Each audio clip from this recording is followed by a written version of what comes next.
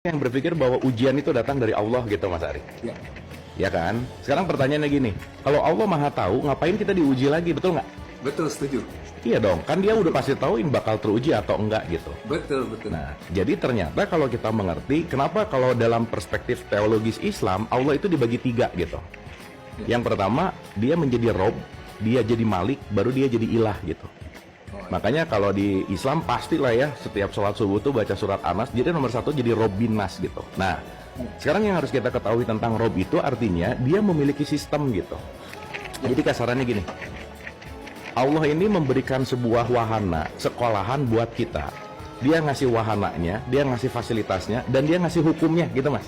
Ya, Nah, ini semua kita sebut sebagai qadar atau takdir gitu, ukuran. Nah, sekarang kita dikasih free will, mau ngikutin aturannya, ukurannya, hukumnya atau enggak gitu kira-kira. ya, Jadi sesimpel bahwa kalau tadi Allah Maha Tahu itu adalah tahu di sini dalam konteks bahwa dialah yang membuat semua subsistem gitu. ya. Jadi kalau kita bicara dalam konteks semua subsistem ini, Mas Ari nanti bisa tonton 3 fakir, kita bahas 20 hukum semesta misalnya. Itulah yang disebut dengan sunatullah gitu kira-kira. Ya, betul. Nah, sehingga kalau kita bicara dalam konteks ini ada qada dan qadar gitu. Ada ukuran dan ada keputusan. Contoh. Kalau batu dilemparin ke kaca, itu pecah. Betul, Itu takdir, Mas. betul. Ukurannya gitu. Tapi pertanyaannya pecahnya seberapa pecahan, terus nanti dia akan hancurnya seberapa hancur, itu nanti tergantung batunya segede apa, ngelemparnya dari jarak berapa, dengan kekuatan apa, itu yang ngatur kita gitu. Ya, Tapi kepastian hancur atau kepastian pecah itu terjadi gitu kira-kira. ya, Mas Ari makan cabe pasti pedes nggak?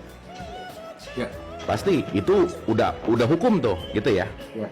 Tapi sepedes apa itu tergantung Mas Ari mau ngambilnya berapa banyak gitu. Ya. Nah, makanya nanti kalau kita base ke kitab suci lah ya, nanti di surat 13 ayat 11 Quran itu ada kalimat gini, aku tidak akan merubah keadaan kaum kalau kamu nggak mau merubah keadaan diri sendiri gitu kira-kira. Ya. Nah, jadi nanti kalau dengan pemahaman ini kita akan menyadari bahwa iya ya, my life is my making sih gitu. Hidupku tergantung dari konsekuensi. Maka kata kunci dari takdir itu sebetulnya konsekuensi gitu. Oh, ya, ya, ya, ya, ya. Gitu intinya. Jadi nanti ujung dari apapun itu, kata kuncinya sebetulnya free will-nya bukan aku bebas melakukan apa-apa, oke sih. Tetapi free will kita cuma ada 2 pada akhirnya, Mas. Mau menerima realitas atau mau menolak realitas, selesai.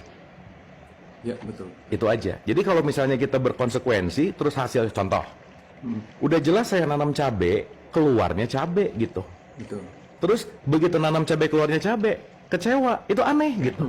Ya, Yang lebih aneh lagi begitu cabe, doa, ya Allah semoga keluar durian. Nggak bisa gitu. Mau semaha gimana pun dia, sistemnya nggak bisa dilepas gitulah kira-kira. betul, betul, betul. Nah, maka dalam konteks kalau ngomongin tentang lauhil mahfuz gitu misalkan, semua sudah tertulis dalam tanda petik, bukan masalah tertulis nanti jadi A, B, C, bukan itu poinnya. Semua hukum udah ada, dan ketika kita nggak ngerti hukum itu, kita akan tabrakan dengan hukum gitu. Makanya puncak dari pengetahuan dan pemahaman hidup kita adalah selaras dengan hukum semesta gitu, Mas.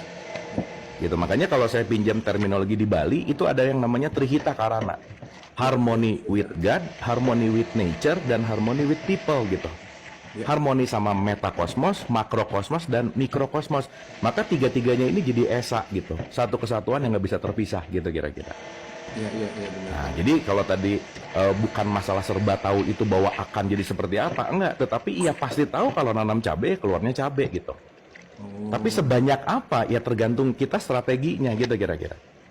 Nah, disitulah kita bisa melakukan kreativitas, ada space creativity di situ. Ya. Maka space creativity itu disebut co-creator atau nanti disebut khalifah, apapun itu penamaannya. Disitulah kita punya andil sebagai manusia gitu. Ya. Saya rasa sederhananya gitu dulu, Mas Ari, gimana?